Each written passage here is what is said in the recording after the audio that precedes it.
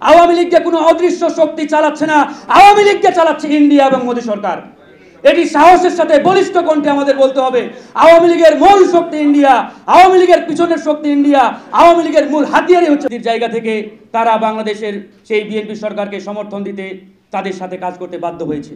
কিন্তু আওয়ামী লীগ যতবার ক্ষমতায় এসেছে প্রত্যেকটা বার তারা আওয়ামী লীগ ওই ইন্ডিয়ান শক্তির উপরে ভর করে ক্ষমতায় আসছে। প্রিয় বন্ধুগণ, আজকে এই চিরসত্যটি আমরা যদি স্বীকার করে সাহসের সাথে বলতে না পারি তাহলে আমাদের মুক্তির আশা করাটা অনেক চ্যালেঞ্জিং, অনেক কঠিন একটি বিষয় হয়ে দাঁড়াবে। এই আওয়ামী লীগের মূল যে শক্তি সেই ইন্ডিয়ান আধিপত্যবাদ আগ্রাসনের বিরুদ্ধে আমাদের লড়াই করতে হবে। আমরা যদি মনে করি, বিশ্বাস করি যে ইন্ডিয়াকে আমরা হাতে রেখে তাদের পছন্দসই কথা বলে তাদেরকে মনোরঞ্জন করে দাদাবাবুদের খুশি করে ক্ষমতায় আসবো, ক্ষমতায় থাকবো ইত্যাদি, অন্য কোনো দল নেই। এর আগে বলতে পারেন যে বিএনপি তিনবার ক্ষমতায় ছিল, সেটা কিভাবে আসছে? হ্যাঁ, বিএনপি তিনবার ক্ষমতায় ছিল, সেটা জনগণের শক্তির উপরে। এমন কোনো সেক্টর পাবেন না, এমন কোনো জায়গা পাবেন না যেখানে মোদী সরকারের এজেন্ট কিংবা দালাল নেই। প্রত্যেকটা জায়গায় ইন্ডিয়ান এজেন্ট ব্যাপকভাবে তারা। পত্রিকা নিউজ করেছে বাংলাদেশ ব্যাংক থেকে রিজার্ভ চুরির সাথে ইন্ডিয়ান হ্যাকাররা জড়িত। আর বাংলাদেশ ব্যাংকের টুটু জগন্নাথ মাননীয় গভর্নর আজকে নির্দেশ দিলেন, ওই প্রেস বিজ্ঞপ্তি দিলেন যে না, বাংলাদেশ ব্যাংক থেকে রিজার্ভ চুরির সাথে এরকম কোনো তথ্য আমাদের জানা নেই। তো এই হচ্ছে বাংলাদেশের প্রত্যেকটা প্রতিষ্ঠান। বন্ধুগণ, প্রত্যেকটা ব্যাংকে ধ্বংস করে দেওয়া হয়েছে। প্রত্যেকটা ব্যাংকে আজকে তলানিতে মানে কি বলে তলাবিহীন ঝুড়িতে পরিণত করা হয়েছে। আজকে কোন সেক্টরের দিকে তাকাবেন? রাজনীতি ধ্বংস করা হয়েছে, আমাদের অর্থনীতি ধ্বংস করা হয়েছে, আমাদের প্রত্যেকটা সাংবিধানিক প্রতিষ্ঠানকে ধ্বংস করা হয়েছে। তো প্রিয় বন্ধুগণ, এই কথাগুলো তেতো হলেও এগুলোই আসল সত্য। আমাদের সামনে বেশ কয়েকটি নিদর্শন প্রমাণ কয়েকদিন আগেই রেখে গেছেন আমাদের পার্শ্ববর্তী দেশ মালদ্বীপ।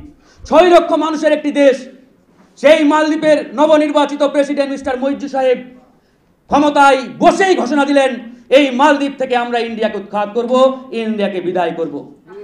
যেই ঘোষণা সেই কাজ। গত পরশুদিন আপনারা দেখেছেন। প্রিয় বন্ধুগণ, আজকে বাংলাদেশ থেকে এই আধিপত্যবাদ আগ্রাসনকে বিদায় করতে হবে। আজকে বাংলাদেশের কোন সেক্টর ভালো আছে বলেন? বাংলাদেশ ব্যাংকের 57 জন কর্মকর্তা একসাথে পদত্যাগ করলো। এটা নিয়ে অনেকে অনেক কথা বলে, ভিতরের রহস্যটা আমরা কিছুটা হলেও জানতে পারি। তার একদিন পরেই বাংলাদেশ ব্যাংক থেকে নির্দেশ জারি করা হলো। কোনো সাংগঠনিক আজকে বাস্তবে দেখতে পাচ্ছি যে আমরা একটি ছোট কুমিরের থেকে পেট থেকে বের হচ্ছি ঠিকই, কিন্তু আমরা একটি বড় দানবীয় কুমিরের পেটে ঢুকতে যাচ্ছি। 53 বছর আগে জামাত ইসলাম বলেছিল পাকিস্তানের হাত থেকে মুক্তি পেতে যাচ্ছি, কিন্তু ইন্ডিয়ার মতো একটা দানবের পেটে আমরা ঢুকতে যাচ্ছি।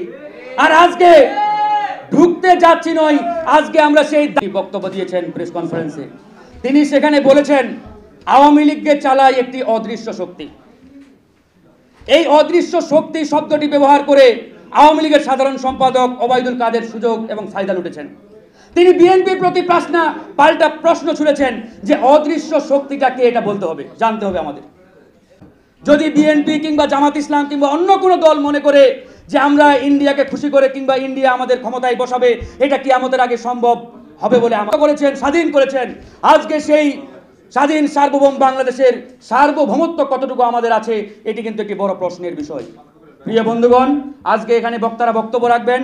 আমি শুধু একটাই আহ্বান জানাবো, যদি সত্যিকার অর্থে এদেশের মুক্তি চান, এই বাংলাদেশকে রক্ষা করতে চান, ইন্ডিয়ান আধিপত্যবাদ হটাও ছাড়া এটা জাতি কোনোদিন মুক্তি পাবে না, এদেশের মানুষ কোনোদিন মুক্তি পাবে না। আমরা তরুণরা উজ্জীবিত আছি, ঐক্যবদ্ধ আছি ইন্ডিয়ান আধিপত্য। তাই সকলকে আহ্বান জানাবো, আলোচনার এই টেবিলের পাশাপাশি রাজপথেও যাতে আমরা ঐক্যবদ্ধভাবে এই ইন্ডিয়ান শক্তির বিরুদ্ধে লড়াই করি, সেজন্য সকলকে সোচ্চার হতে হবে, প্রস্তুতি নিতে হবে। ইনশাআল্লাহ মুক্তি আসবেই আসবে। আর একটা কথা বলে শেষ করব, অধিক মাত্রায় বিদেশ নির্ভরতা আমাদের কথা কমাতে হবে। এই ডোনাল্ড লু আসলো না, জো বাইডেন আসলো না, ওই চীনের শি জিনপিং আসলো না, মোদি আসলো, হোয়াট এভার, আমাদের শক্তি, আমাদের মূল ক্ষমতার উৎস জনগণ। জনগণের শক্তির উপরে ভর করে আমরা ইনশাআল্লাহ ক্ষমতায় আসবো, কিংবা যারাই ক্ষমতায় আসবে তাদের মূল শক্তি যাতে জনগণ হয়, এটাই হোক আমাদের আজকের মূল আলোচ্য বিষয়। ভালো থাকবে।